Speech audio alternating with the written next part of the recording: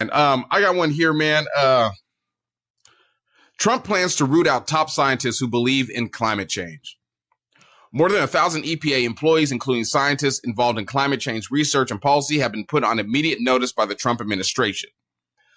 Prior to taking office, President Donald Trump promised to bulldoze many environmental policies that he said were wasteful spending of taxpayer dollars and would instead open up protected lands to oil and gas drilling to boost the economy. The New York Times reported that Trump's administration notified more than 1,000 EPA employees that they could be dismissed immediately at any time. Many of those put on notice are scientists and experts who oversee research and enforce policies involved in air pollution, hazardous waste cleanup, and environmental agency response. Members of two highly influential EPA advisory committees tasked with providing scientific guidance to the head of the agency were already ousted in January. In addition, these staffing changes, the Trump administration has started removing or burying any mentions of climate change across the U.S. government website. Now, the 1,000 people that they're going to get rid of, I did a little research on it. They're all new employees. They've been there for maybe a year or less. But, these are the people that they send out to go say, hey, this water, there's lead in this water. Clean it up. Mm-hmm. Hey, this is causing air pollution that's going to, tear people's lungs. Clean it up. So, I mean, for him, it looks like he's getting rid of anything that can make him look bad.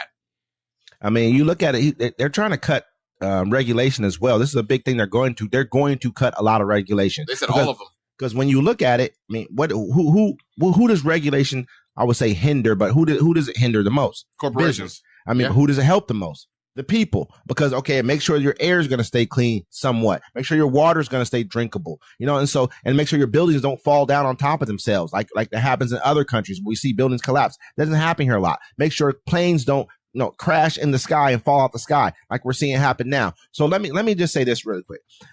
We have to look at it like this, man. A lot of things that he does now, we won't see the effects of them until 10 or 12 years from now. And this is going to be like, it didn't happen. Trump didn't do this. Whoever it is in office is going to basically take the blame for what Trump is doing now. So I disagree. I think we're going to see the process of this within, I'll give it 13 months.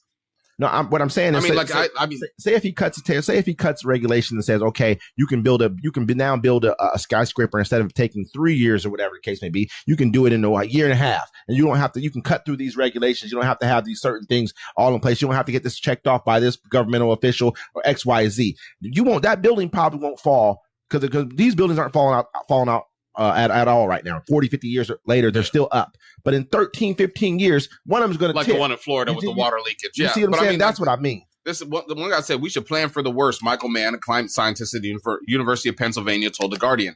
He said the keys to the car have been given to the polluters and the fossil fuel people, Deniers. And they intend to drive it off the climate cliff. Like I'm saying, I'll give it about a year, dude. With no regulations, they're going to be going crazy. Oh yeah, and we're going to see the effects. All it's going to take is another Palestine, Ohio. Yeah.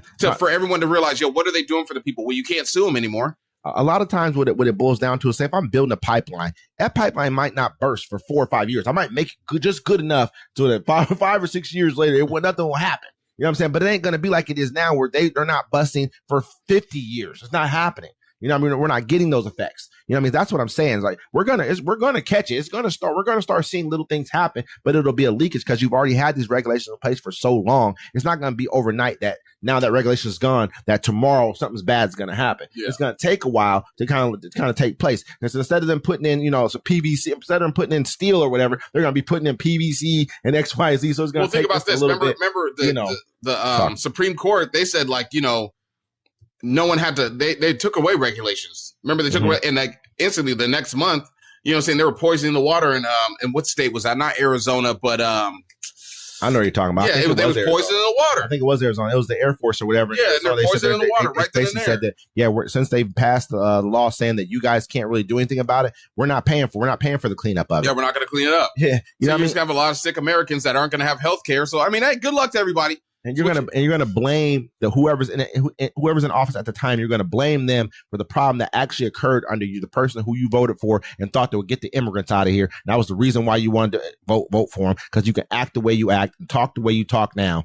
And so, but you're gonna be sick as hell, and they don't care because they don't have a healthcare plan for you. Remember that they're gonna try to get rid of your healthcare, they're trying to tear it down as we speak. They have an idea. They have a concept of a plan. That's what it's called.